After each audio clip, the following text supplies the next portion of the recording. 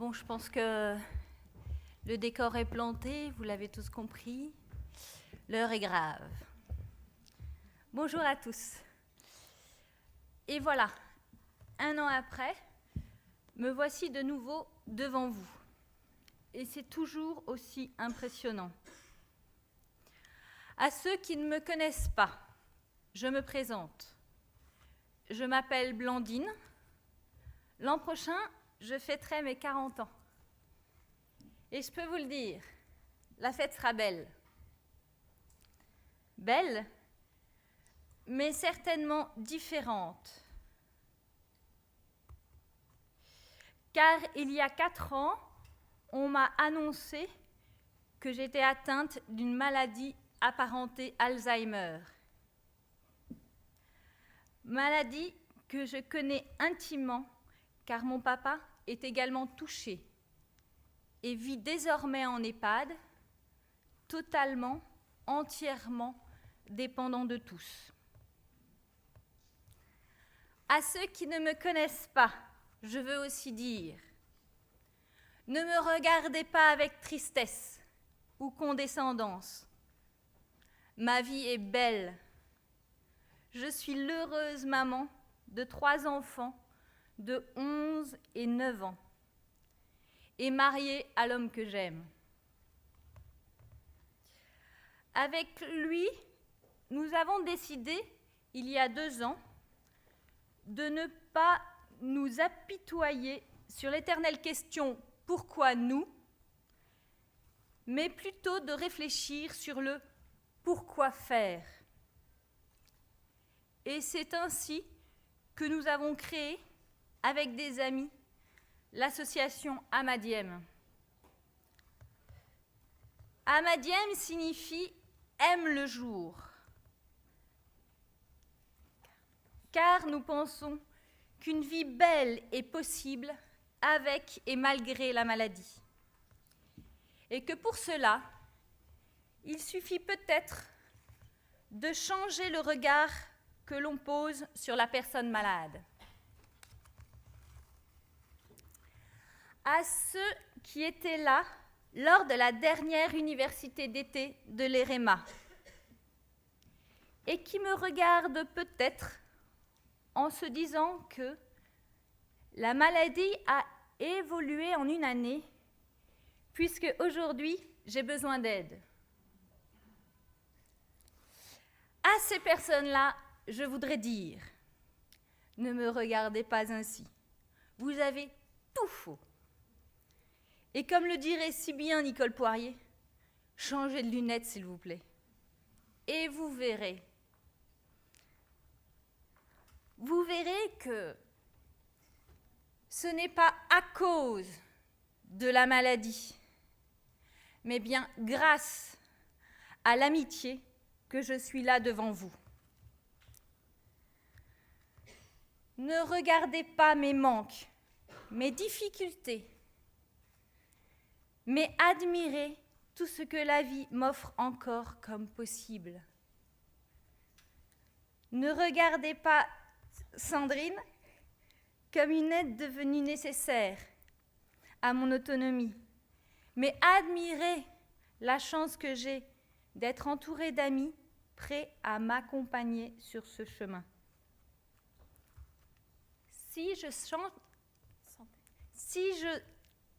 Il va passer. Si je sentais chez eux un regard rempli de pitié, d'évaluation, de tristesse ou de peur, pensez-vous que j'aurais le courage d'être devant vous ce matin ? Bien sûr que non. C'est la façon dont ceux qui m'entourent m'accompagnent. C'est le regard qu'ils portent sur mes forces, sur tout ce qu'il me reste, qui me fait tenir face à vous ce matin et qui me fait tenir quotidiennement face à la maladie. C'est grâce à cette amitié et à cette belle équipe d'Amadiem que je suis fière d'être ici, car c'est le combat d'Amadiem que de faire en sorte que chaque personne malade puisse se dire « Je suis encore capable de ». Regardez tout cela et dites-vous que même malade, je peux encore vous rappeler de ne pas oublier que la vie est belle et que chacun peut aujourd'hui et demain choisir de regarder les autres avec une autre paire de lunettes.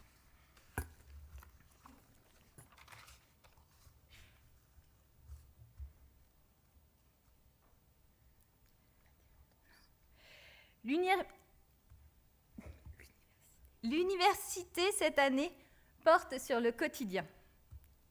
Et on associe souvent le quotidien d'une personne touchée par la maladie d'Alzheimer ou une maladie apparentée à la dépendance. Effectivement, aujourd'hui, je suis dépendante. Mais là encore, je vous invite à changer de lunettes et dépasser les clichés habituels de la dépendance de la personne malade. Et je voudrais ici vous parler de ma dépendance, qui est aussi la vôtre. Tout comme moi, chacun de vous est dépendant. Je suis dépendante de la façon dont vous réagissez. Merci. Si, lorsque je bug, vous réagissez en insistant, en me dévisageant ou en me regardant tristement, alors je me sens nulle.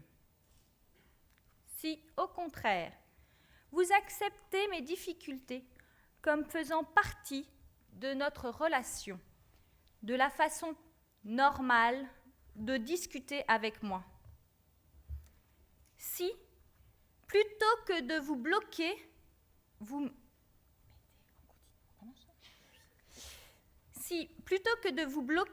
vous m'aidez en continuant, alors je me sentirai capable, encore humaine, encore valable. Mes difficultés et votre comportement engendrent chez moi un sentiment de honte qui aurait vite tendance à m'isoler, à m'enfermer. Dans la pratique, petit exemple, j'ai envie de vous illustrer cela avec le proverbe qui dit « Quand le sage désigne la lune, l'idiot regarde le bout du doigt. »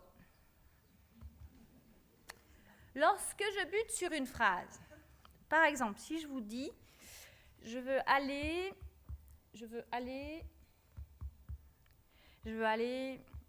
certains me diront « tu veux aller », et je peux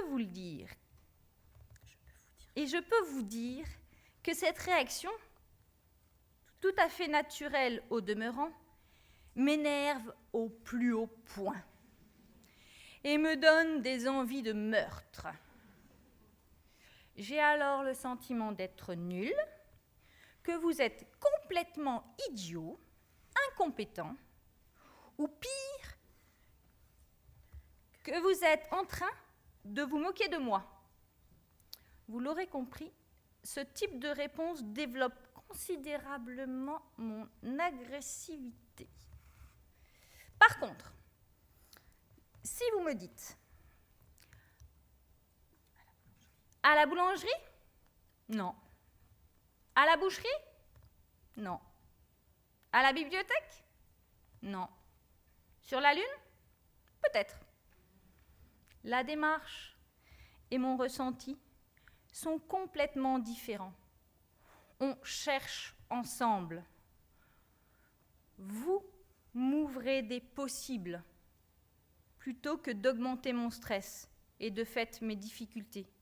Et vous me donnez envie de continuer à être en relation avec vous plutôt que d'essayer de faire comprendre quelque chose à l'autre idiot qui ne comprend rien. Eh oui, quand le sage désigne la lune, l'idiot regarde le bout du doigt. Alors oui, je suis dépendante. Dépendante de la façon dont vous allez me regarder. Ma fragilité, ma maladie me rend plus vulnérable à cette dépendance liée au regard de l'autre que je ne l'étais auparavant. Car mon bien-être dépend plus aujourd'hui de votre comportement, de votre réaction, qu'il ne l'était avant.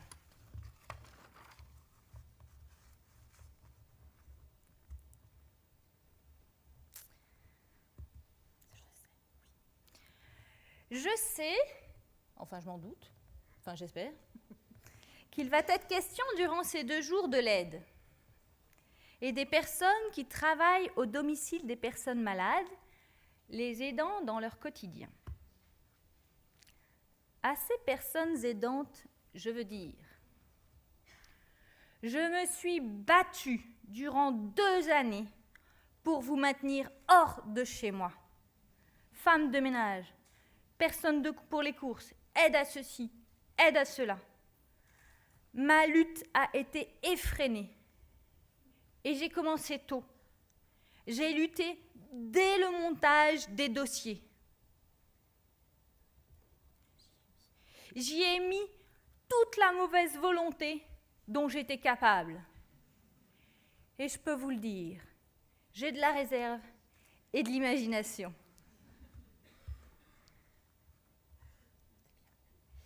Il m'a fallu des mois pour prendre conscience des véritables enjeux que représentait pour moi l'arrivée de cette personne, de cette aide à la maison. Si je me suis tant battue et si je me bats encore tant contre la présence d'une aide à domicile, c'est parce que cette aide symbolise pour moi la perte de ma liberté. C'est pour moi un pas supplémentaire vers la fin.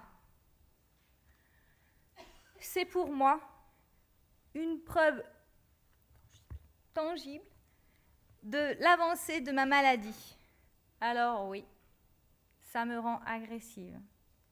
Et oui, j'aurais tendance à rejeter cette personne qui pourtant vient m'aider, à ne pas lui simplifier la tâche, à lui en faire voir de toutes les couleurs. Car pour moi, c'est une question de survie que de refuser cette entrave à la liberté. Pour moi, résister, c'est exister. De l'extérieur, j'imagine aisément les multiples interprétations possibles de mon comportement. Entre agressivité et déni, on aurait vite fait de me trouver des médicaments adaptés à mater cette rébellion. Et si vous preniez juste 2 minutes ma place, je suis sûre qu'une bonne dose d'empathie suffirait à ce que mon comportement ne paraisse pas si suspect. Alors je vous pose la question. Et vous? De quoi seriez-vous capable pour garder votre liberté? Pour ne pas avoir à 40 ans quelqu'un qui regarde sans cesse au-dessus de votre épaule. Je sais que les personnes qui m'aident et qui m'aideront feront leur place chez moi dans ma vie. Mais cette place n'est pas immédiate et cela nécessite de la part de la personne aidante une belle dose de souplesse, de créativité, de compétences humaines et d'empathie. C'est aussi parce que l'on pense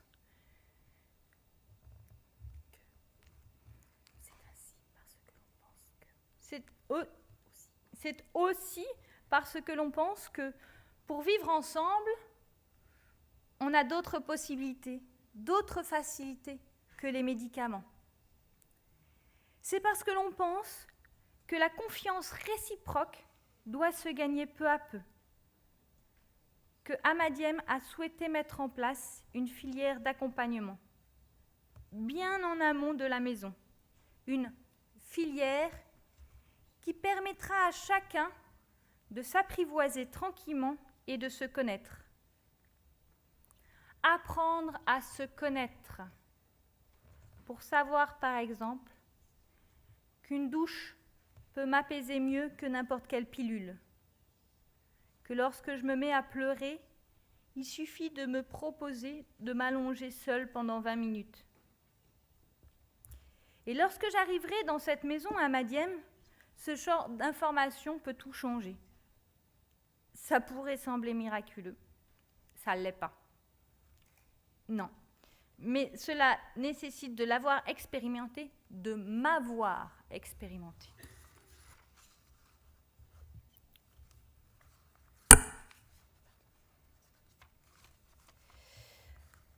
Okay.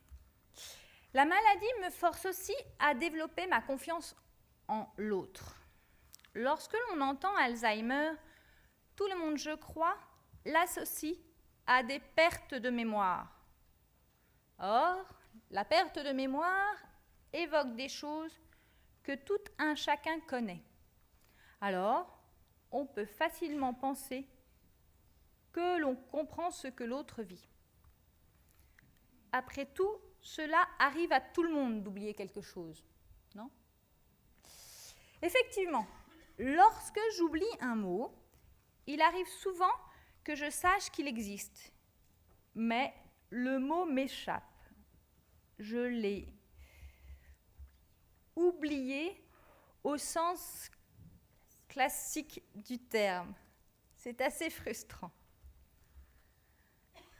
Par contre, je suis aussi amenée à vivre des oublis d'un autre type. Des oublis qui n'ont rien de classique et qui transforment ma réalité. Autant le dire tout de suite, je ne vis plus toujours dans votre réalité.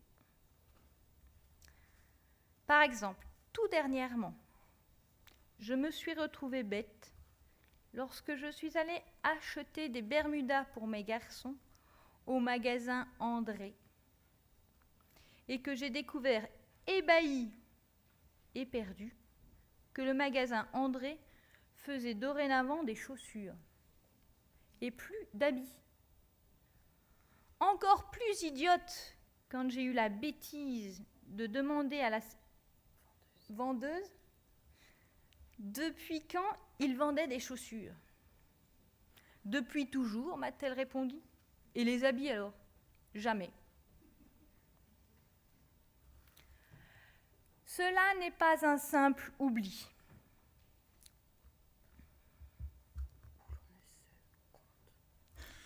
Cela n'est pas un simple oubli, où l'on se...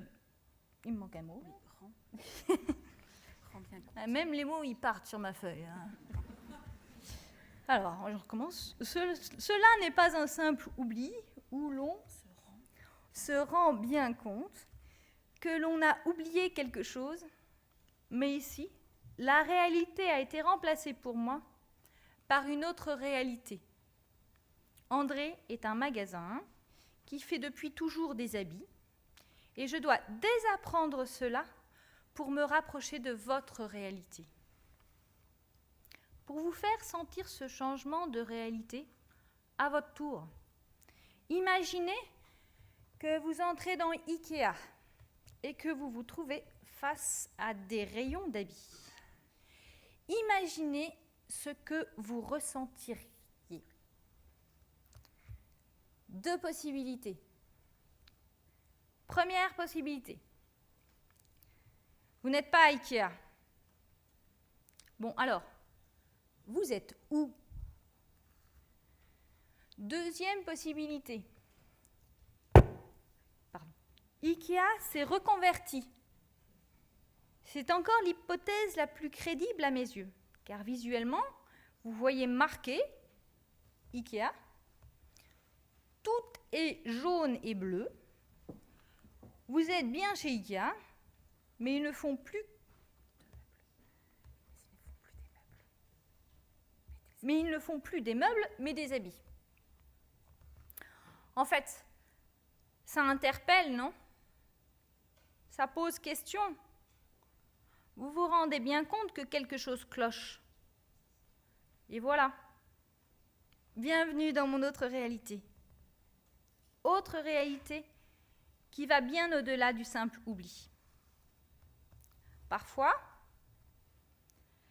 des objets apparaissent à la maison. D'où viennent-ils? Comment sont-ils arrivés là? L'instant d'avant, ils n'y étaient pas. L'instant d'après, si.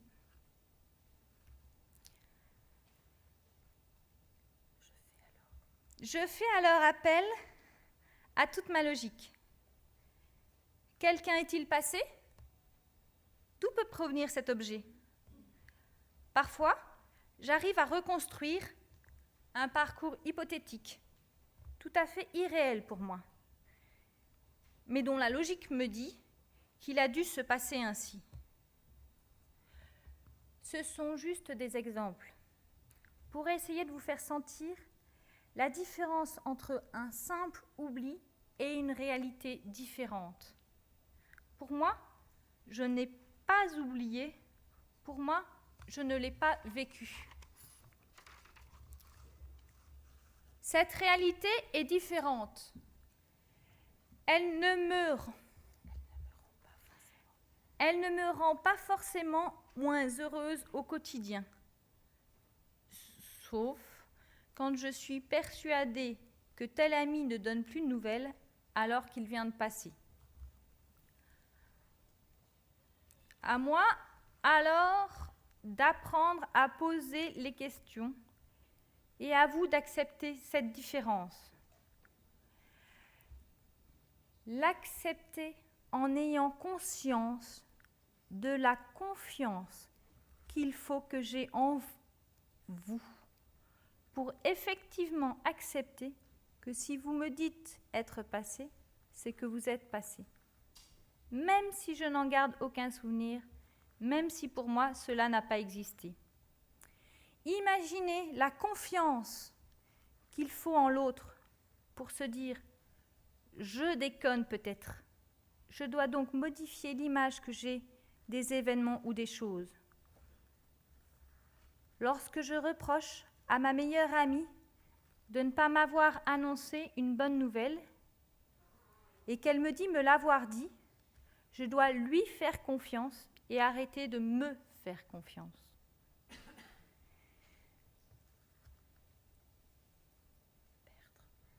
Perdre confiance en soi et gagner confiance en l'autre. Avouez que l'exercice n'est pas forcément immédiat. Surtout quand il s'agit de le faire avec tous et non pas uniquement avec sa meilleure amie. Si demain, on vous annonce que le ciel est vert à pois rouge, saurez-vous faire suffisamment confiance à l'autre pour le croire, même si pour vous il est bleu? Et ne pensez-vous pas que vous vous direz... C'est mieux comme ça. Et ne pensez-vous pas que vous direz plusieurs fois que le ciel est bleu avant de finalement dire que oui, il est vert à pois rouge et qu'il vous sera compliqué de retenir une telle information en si forte contradiction avec votre réalité intérieure? Ne risquez-vous pas d'être amené dans ce cas à défendre avec force, voire avec agressivité, votre réalité intérieure pour garder votre cohérence? Perdre confiance en ma réalité au profit de la réalité de l'autre. Partir du postulat que je fais plus confiance à l'autre qu'à moi-même. Vous en conviendrez, c'est un exercice difficile. J'espère que les personnes qui m'entourent, et d'une manière générale, que l'entourage des personnes touchées par une maladie d'Alzheimer ou apparentée, mesurent la chance qu'elles ont, la confiance dont elles font l'objet, qu'elles prennent conscience de cet exercice que nous faisons et s'émerveillent de cette confiance, plutôt que de se désoler d'avoir à répéter, redire et réexpliquer les choses.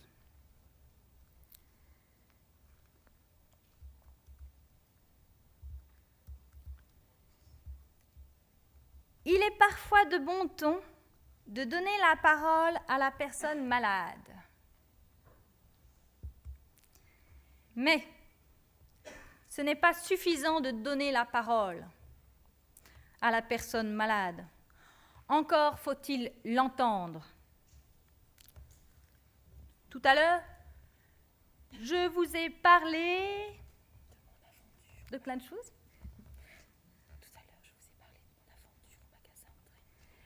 Tout à l'heure, je vous ai parlé de mon aventure au magasin André. Avez-vous su entendre ma tristesse, ma perplexité, mon désarroi, mes peurs dans cette confession honteuse que je vous fais? Pour vous en parler, j'ai dû m'asseoir sur ma fierté, sur mon amour propre. J'ai dû prendre le risque de me dévaloriser à vos yeux. Allez, mettez-vous à la place de mes amis à qui je viens d'expliquer cette aventure.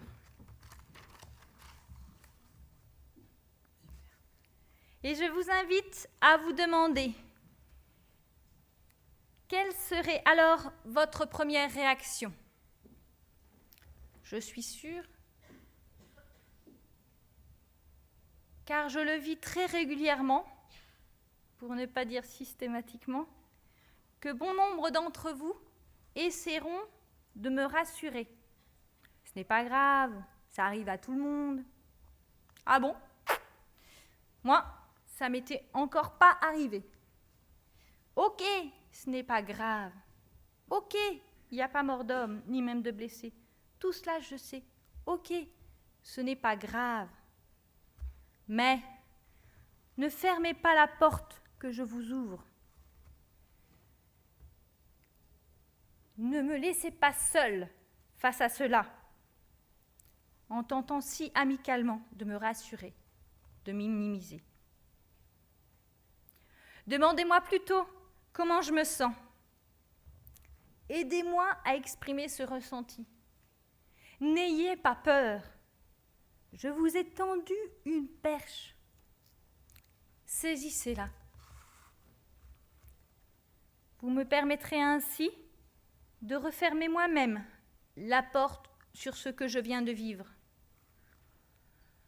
Vous me permettrez ainsi de vivre et de continuer à avancer, tout en vous sachant à mes côtés, informé de mes bizarreries et de ma réalité différente.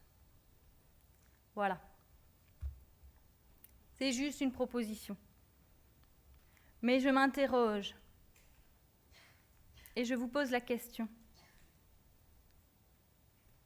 Pourquoi est-ce si difficile pour vous, personne bien portante, d'entendre une personne malade parler de sa maladie? Qu'est-ce qui entre en jeu qui fait que vous ayez si peur de nous.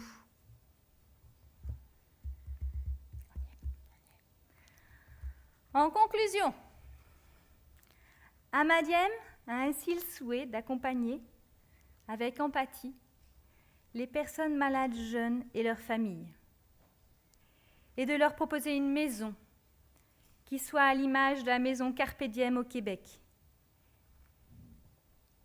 et qui vous sera présentée par Nicole Poirier, sa fondatrice, qui nous accompagne également avec Amadiem.